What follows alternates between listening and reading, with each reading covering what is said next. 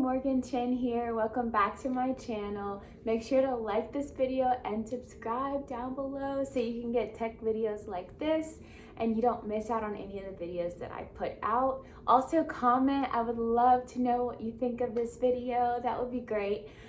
Today I'm going to be talking about an honest overview of the Georgia Tech MS-HCI program. So that's the Masters of Science in Human-Computer Interaction. I'm going to honestly tell you what I think about the community, the professors, the classes, and all that great stuff. So stay tuned so you can hear all about it.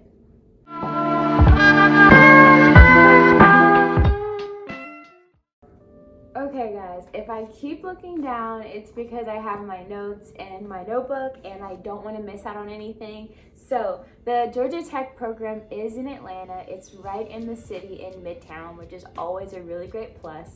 We have 4 tracks that you can apply to, through or to get into the program. So it's a little different from other HCI programs in that you can apply through a track. So we have interactive computing, psychology, industrial design, and digital media.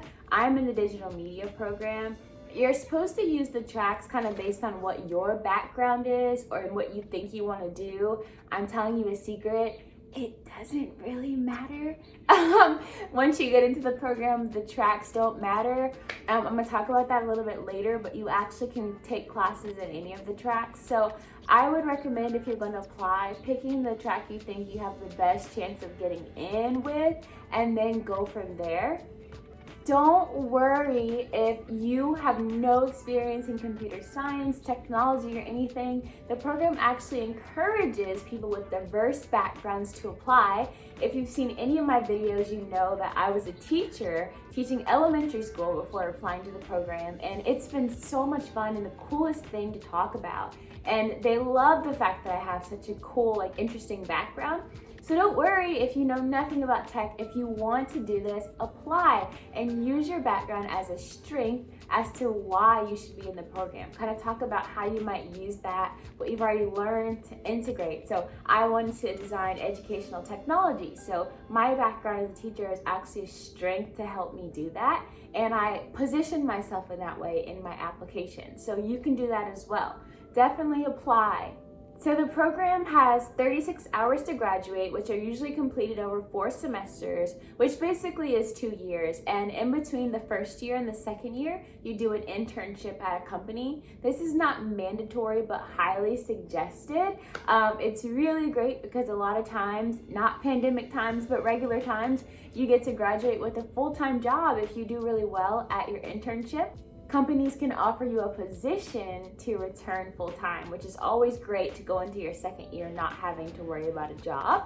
So that's something to consider. I know not every program has that, especially the one-year programs where you're looking for a job at the end. It's great because it's our first year and we're just looking for an internship, and it takes a lot of the pressure off and kind of opens up the options for us. So in the first year, there are some core classes that all the students take. You're going to take a Foundations of HCI class, Psychology Research Methods, as well as a PPP, which is like a professional practice class. Everyone takes those together, and it's actually pretty fun because you're in the class with all the other first years. You get into project teams, and in these classes of research and foundations, you're going to do 2 projects with your team, same team, which is how they did it for us. And the projects give you really great real-world experience that you typically end up putting in your portfolio, and you use it to get an internship. So one thing I'll say about programs is that in the first semester, it's going to be huge that you take classes that will give you projects that you can put in your portfolio. If you go to a program and maybe it's all just theory the first semester, that is not going to help you get a job or get an internship.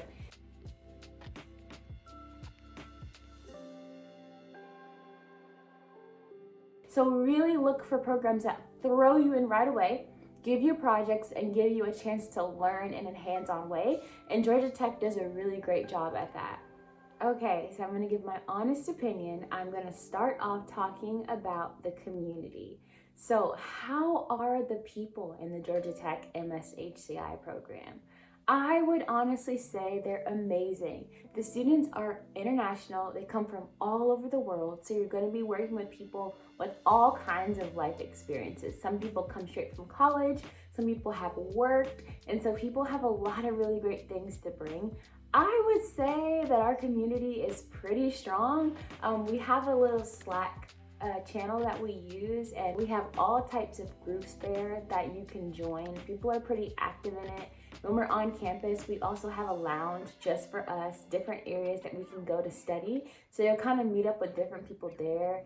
There are lots of opportunities to kind of go for lunch or go for dinner. Because we're in the middle of downtown, it's nothing but a quick walk away to all these restaurants and just different things to do. And everyone is so nice. You'll make friends so quickly.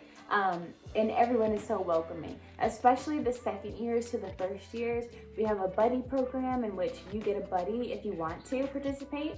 That is a second year, and they kind of are someone that you know right away, and they can help you, help answer your questions, kind of guide you throughout your first year, get you connected, invite you to different things, kind of show you the ropes of living in Atlanta if you're new to Atlanta. Also, the program itself tends to have some events.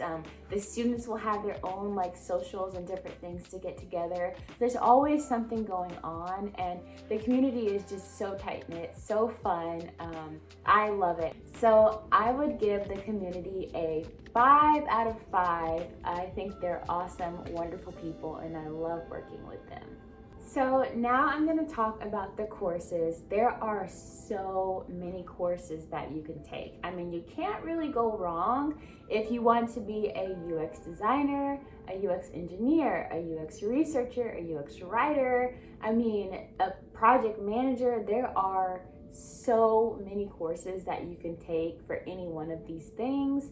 For the most part, I'll get to that, that you can do, and they let you cross-register, like I said before, in classes in the industrial design track or the interactive computing track. If you come in as a digital media student like me and decide, oh, I actually want to be a UX engineer, I love programming, you can take all your classes in the interactive computing track and in the computer science school, all the electives. If you come in as a researcher and realize you want to be a designer, then you can jump into the digital media school and take classes. And I actually took a class that was in digital media, but we ended up working with architecture students. So even then, it was still cross-functional, which is really, really cool. And there's a lot of classes like that that give you a lot of hands-on learning and options and activities to use to actually teach you the skills in a really practical way. Another really great thing I would say is the courses are not too difficult to get into. I know at some schools you need to take these courses, but like you can't actually get in. Like, what's up with that? I don't know. You can't register, which is so funny. But typically that's not an issue. There are seats for graduate students in a lot of classes. Some are harder to get into than others, but it's pretty rare. I mean, usually I even just wait till like the first week of class. I'm not that much of a slacker, but hear me out. People drop in and out of classes the first week. And so if all summer you couldn't get a spot in a class, literally the second day, bam, all of a sudden there's spots open. So it's really not that difficult. You can even reach out to professors sometimes and they will open up a seat to let you into the class. That's always an option. You can audit classes, so just go to them and learn and not have to do the assignments, which is really great. I'm actually auditing a business class right now and it's really awesome. The professor's so kind and just sends me all the resources.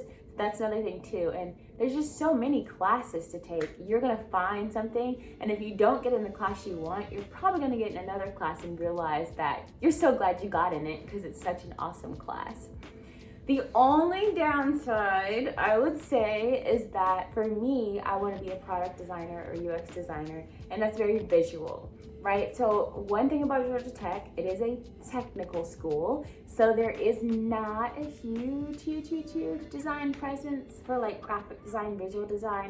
So there's not that many graphic or visual design classes to take. I think there's one in the digital media school that I did take, which was really good. but it's not really enough. I definitely think there could be some improvement there on the visual design classes offered, and just critiquing more of people's work and their design work would even be helpful. And that is something that, to be honest, you're gonna have to put in time on your own to learn. Depending on how much of it you want to learn, you might have to watch tutorials, watch videos, take other like online classes on LinkedIn or Coursera, different things like that, read books, and I'm okay doing that, but it is something to note. So overall, I think I would give the courses a 4 out of 5. They're really great. The only reason I wouldn't give it a perfect score is because, like I said, with the visual design classes, sometimes it can be frustrating if you want to be a product or UX designer and there's not a lot of courses to help you build your foundation. It might not matter if you come from a graphic design background or just a background in like art or something that you're already really well versed in visual design. But for me, being a teacher, that's something that I needed to learn, and there's not as many opportunities as I would love in the MS-HCI program to learn that. Okay, so now let's talk about the professors. Yeah, and just that aspect of the classes. Like, I know you hear Georgia Tech is a really intense school. It's a lot of work. Yeah, that's true. Especially your first semester in the program. Oh my goodness. So many first years, me included, I tried this, come into the program the first semester and try to take all these classes. Like, I'm talking 12, 15, 18 hours. First off, this is not college. Do not do that. You're going to graduate school, in which there is quite a lot more work as far as readings, writings, and we have a lot of hands-on projects. The core classes alone, the 2 projects you take are huge. There's so much work to do, and you need to do it well, because that is what you're using to get an internship. So it's not something that you want to kind of like brush off to the side. That's not one of those things, right? You will be so overwhelmed. And just in general, you're going to a school that is pretty advanced. I mean, the MS-HCI program is currently the #2 program in this category, and it lives up to its name. You're going to be doing a lot of work. It's challenging. It's something to consider, definitely, but it's worth it because you're going to learn so much. The professors are great. I mean, I haven't had any professor that I feel like is bad or that I wouldn't recommend in the grad program. They're really kind, and they really challenge you and push you to kind of think about things and consider different things, take a different approach. They're definitely very open if you have questions. There's no like, oh, don't ask me that. Like, a lot of classes have TAs that can help you, or the professors themselves are so nice, and you can go to their office hours and ask any questions you have, and they're not going to make you feel like, well, you should know that. Like, they're not those kind of people. Definitely not. Okay, something else is that there are a lot of labs that professors run. I remember when I was applying and looking, there's like pages and pages of labs. If there's something you want to get involved in, 9 times out of 10, someone at Georgia Tech is doing it somewhere and have room for you in their lab. So that's a really great opportunity and experience as well. And you can always ask to volunteer in the lab to kind of help out, get your foot in the door, which is really, really great as well. So for professors, I personally would give them a 5 out of 5. I know it just depends on who you talk to and what other people think, but I've had a great experience with the graduate school professors so far. I think they're really great. All right, let's talk about the funding, money. That is important because you need to pay for school, okay? A lot of graduate programs for MS-HCI do not have funding opportunities. And the schools are pretty expensive. Some can be private, and especially if you're coming out of state, out of country, you're gonna be paying a lot of money. The one wonderful thing about Georgia Tech is that there are a lot of funding opportunities. So you can get a GRA, which is a graduate research assistantship, or a GTA, which is a graduate teaching assistantship. These come with tuition waivers. Yes, they pay your tuition, okay? It's wonderful, and you get a stipend as well. It's not that much, but it's better than nothing to help you each month to live off of. So as a GRA, you work in a lab and you do research with the professor and the other people in the lab, and that helps you get your tuition waiver, but you have to work like 20 hours a week, I think, or more, I'm not exactly sure. And then GTA, which I am, you will work with a class. So a professor teaches a class, maybe you might teach some classes, you might teach like a section of something, or you just grade papers, have office hours, help students with assignments and projects. It kind of varies, but you just show up to that class. It's not as much commitment. You do your grading, you do what you need to do, and that also gets you your tuition waiver, which is really great. It has drastically reduced how much money I have had to pay for grad school, and I've actually been able to pay for it all myself because of GRA GTA. I will say honestly, in your first year, it's a little challenging to find a GRA or GTA. I know some students did reach out before school started. So they maybe email professors, they came and visited on campus, and they try to make connections that way. It is a little bit harder because professors typically don't want to hire people they don't know. So it's always advised to try to take a class with a professor first and do really well, or volunteer in their lab for the first semester and do a great job. And then the second semester, you'll be able to get funding by being a GRA for them or being a TA for a class that you took with them and did a really good job. For me, I did actually reach out after the first semester, or I guess towards the end of it, to a professor asking to TA for educational technology. I had not taken that class, but it was a little different for me because I'm a teacher. And so a lot of the stuff that they're teaching, I already knew. Well, really all of it, I learned in my undergrad degree. So that also works too. And that's a great way to get a TA or GRA position in the first semester. If it's like something you did in undergrad, something you already took, or you could be a GTA for an undergraduate class of something you already took. That also works too. There's lots of opportunities there. I will say though, you're gonna have to do some work. It's not going to be super easy to find funding. Like, you're not just gonna show up and like magically find funding. That's not gonna happen. You're gonna have to do some legwork, and it can be a little stressful, especially if you're paying the out-of-state tuition and you really need some help with funding. It's difficult. So in our Slack channel, a lot of times professors or students will pass along job postings for GRA or GTA. There's more this semester because of the whole COVID-19 thing. A lot of students, unfortunately, couldn't come back to campus this semester. So there are more openings or not as many people enrolled, but typically it is a little challenging. You have to do some legwork.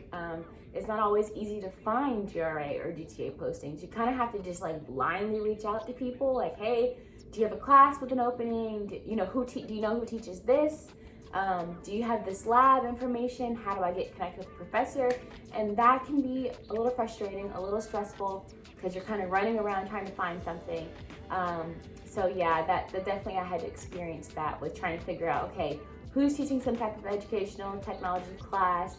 Do they even need TAs? Are there enough students in the class? How do I reach out to them? And do they already have TAs? Are they going to need another person? How do I make myself seem qualified? Like, it was a lot, and coming in, you don't really know the process. So you're kind of just like blindly trying to figure it out. So for that reason, I would say I have to give the funding a 3 out of 5. I think it's awesome that there's funding opportunities that pay your tuition, which is unheard of at a lot of grad programs, but a little stressful and frustrating because no one explains to you really how to get this funding. It's just some magical thing that's there that you have to like figure out on your own, and it can be a lot. So definitely something important to keep in mind. Okay, so jobs and internships is what I'm going to talk about next. And if you're wondering like, why are you talking about this? I learned this advice from my sister, and it is so important, whether you're going to college or grad school or PhD, you know, whatever. You need to reach out to the Career Counseling Center, reach out to the students, look on the websites and see the job placement rate, because some schools, they just seem so wonderful and great, and then you get there and realize that no one is graduating with a job, and that's a problem. Yes, schools, it is not their responsibility to get you hired, but ultimately we all are going to have bills to pay and we all need a job. So you want to know, how much is this school going to help you get a job? Are they going to help you? Are you going to have to do everything on your own? And you're really going to need to look into this. If you have to do everything on your own, are there any resources out there? Are there any alumni you can talk to? What can you do? So for our program, I definitely think it's really good for internships and just connections in general. Like, we have recruiters who will reach out to our program director, some students in the program, and they'll post, hey, we have these internship offers, or hey, we have this job offer coming up. We'd love for your students to apply. Message me if you're interested. And so you have that connect with that recruiter. Or there's alumni that work there, because we have alumni that work all over the place. That's a great thing about Georgia Tech. So you can reach out to them and say, hey, I'm interested in your company. Do you know if there's any positions open? Or, hey, I saw this posting on the website. Can you tell me a little bit more about this? If you have a relationship with them, you can ask for a referral and they can kind of refer you to that company, which is great. I didn't even know what referrals were when I was applying for internships, and everyone's like, did you use a referral? And I'm like, no, should I have done that? So I'm telling you now, a referral is when you reach out to someone who works at a company that you're interested in, and they kind of go in their little tools for employees and they put you in there and they say, hey, we should look at this person to interview. They'd be great for these reasons. They're interested in these positions. And so typically companies will look at the referrals first. It doesn't guarantee you a job or a phone screen, but they look at you and they kind of find you in that long pile of people who applied, and they check out your portfolio, they check out your resume and your LinkedIn. If they think you're a good fit, they'll call you. So it makes it a little bit easier for you, and it's definitely helpful. So if you are looking for a program, pick one that has alumni in lots of different places that can help you with referrals and things like that. I think Georgia Tech does a great job at that. In our Slack group, we have channels just for jobs and internships, and people will post opportunities coming up, people to reach out to if you're interested. Everyone's really helpful, nice. Another thing you can do is look on LinkedIn. You can search for your school on LinkedIn, and you can look at all the people who have it on their LinkedIn and see where they work. So if there's a school you're interested in and it's not Georgia Tech, but you should apply at Georgia Tech, look and see, where are those alumni working? Are they places you want to work, right? So I'm not saying it's impossible, but going to a school where people don't work or have opportunities where you want to go, that's going to matter, because you want to go somewhere that can help you get your foot in the door if you don't have any of those connections like me. So you want to go someplace where, say you want to work for, I don't know, Airbnb. Are they coming to your school to recruit? Are they reaching out through alumni or students, or not? Because that can make it a lot harder for you. Not impossible, just a lot harder. So that's something to definitely think about. And so I will say that even though Georgia Tech has a great alumni network, great relationships, with recruiters and things like that, nothing is guaranteed. So even if you apply and get referrals, everything seems to be working out, it still could fall through, right? Because it's on you, and it's on the work you've done, the portfolio, how you present yourself, how you interview. It's not guaranteed. There is no free pass, go to this school and you'll leave with a job. That's not gonna happen. So definitely something to think about. And I would say for that reason, I'd give our school a 4 out of 5 when it comes to jobs and internships. We have great connections, great resources. You get a lot of help, but at the same time, you have to do the work, right? You can't just be like, oh, got a Georgia Tech, I'm good, I'm gonna be at the company I wanna. No. That is just the beginning. You get in the school, and then you work hard to get the work and the skills and the knowledge that will qualify you to work wherever it is that you want to go. If you don't do that, it's not going to happen. So that's something to consider. It's not just an easy in. So for that reason, I'd give it a 4 out of 5. Okay, let's talk location. For some reason, I always skip this when I'm talking about Georgia Tech, because I'm from Atlanta, so I don't know, living in Atlanta, it's I'm used to it, right? Everything that we have here is nothing to me because I've always lived here. But I realize that a lot of people are coming from out of state and they want to know, what is it like living in Atlanta? So I'm going to tell you that Georgia Tech has a wonderful location. When you're thinking about all the locations of the other colleges and universities here, Georgia Tech has a great one. It's in Midtown. It's really nice there. There are so many restaurants and little things to do, grocery stores, housing places in walking distance.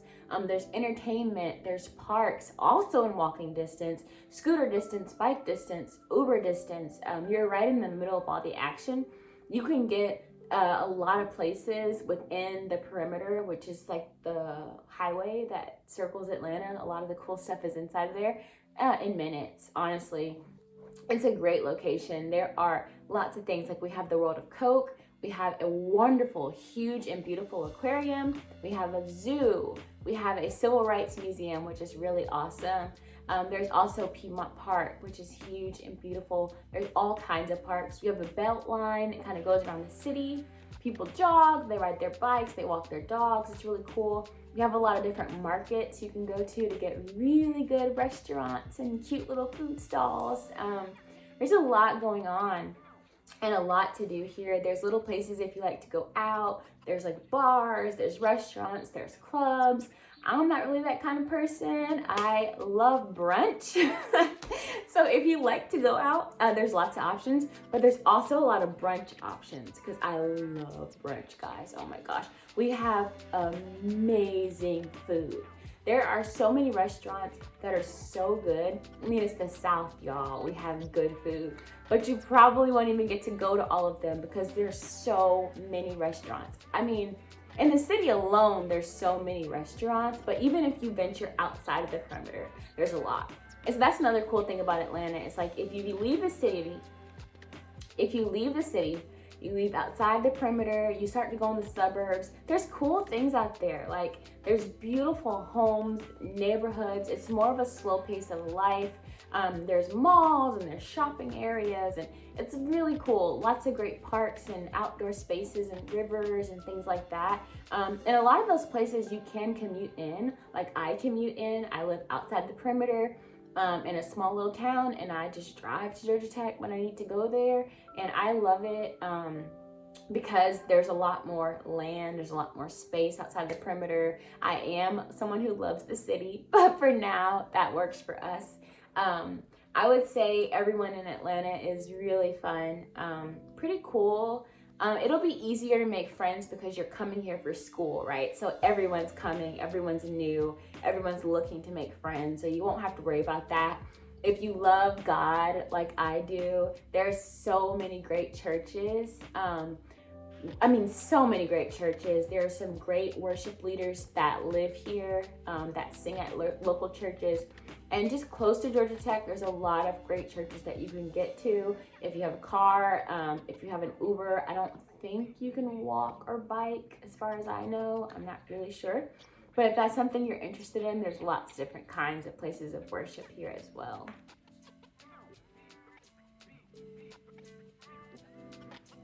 And one last great pro of Atlanta is that the housing is cheaper than a lot of other cities in our city. So I know that places like San Francisco, LA, New York, DC, Boston, like the housing is pretty expensive. I mean, you can find some nice apartments for like $1,200, $1,500 in downtown Atlanta, and that's nice. I mean, you can find cheaper places with roommates for like $800, $900, but I would say expect to spend about $1,100, $1,200. Now, it depends on where you're from. For some people, that's expensive, but for us, that's pretty cheap, because when you think about living in the Bay Area or living in New York, $1,200 for an apartment is great, and like you have space, right? So you're gonna have a nice, spacious living room, updated appliances. You're gonna have all kinds of amenities. You're gonna have probably a rooftop pool. You might have a little dog park. I mean, you're getting all of this stuff for $1,200. You're gonna have laundry in your unit. That's just typical here. It's strange, like to not have a washer and dryer in your apartment. It's not really a thing. I mean, maybe it is, I don't know. I've never seen it. So it's a nice, beautiful apartment that you can get for $1,200. And I feel like that's a good deal. But I don't know. And if you go outside the perimeter, because we do have MARTA, it's not that great, but that's our public transportation.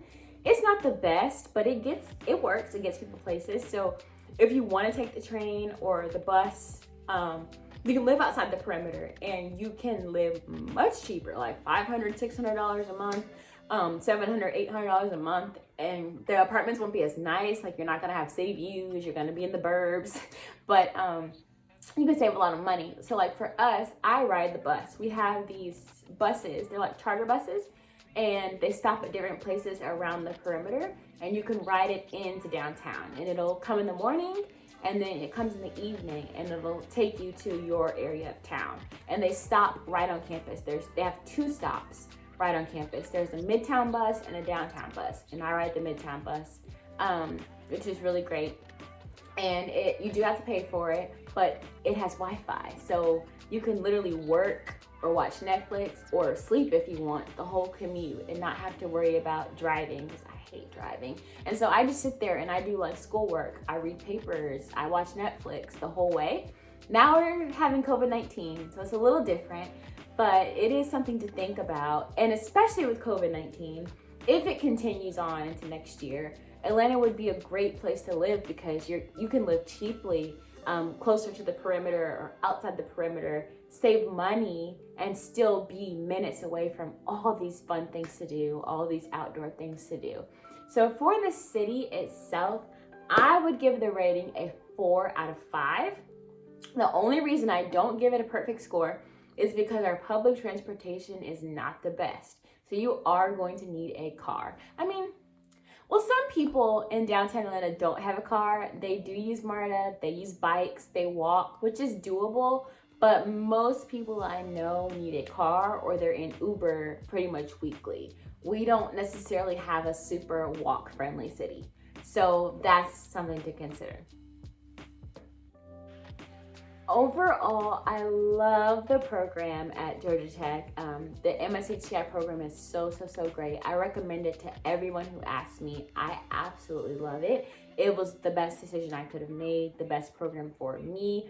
I need 2 years. I need an internship. I need a job. I need hands-on projects and experience. I need a really close community. And most importantly, I need funding. So it's a wonderful school. I give it a 4 out of 5. It's not perfect, right? It doesn't have all the visual design classes. You're gonna have to do some work for funding. You know, there's little things like that. You're gonna have to do some work to get that internship or job. But overall, it's an excellent school. I can see why it ranks so highly. I love it. So if you have any questions, please leave them down in the comments below. If there's any specific videos you want to see about Georgia Tech or the MS-HCI program, maybe the tracks or anything like that, leave it down below. I am happy to do those videos, answer your questions. You can also reach out to our program director, Dr. Richard Henneman. He's amazing, super available, always open to answer questions, really nice. You can reach out to him as well about our program. He'll be happy to talk to you. Any students in the program will be more than happy to talk to you and tell you their experiences and their honest opinions. And let me know in the comments, what do you think about it? Are you interested in Georgia Tech? Are you considering other schools? Are you considering a boot camp? Let us know and we can talk about it. Thank you for sticking around and watching this video, and I hope you have a great day.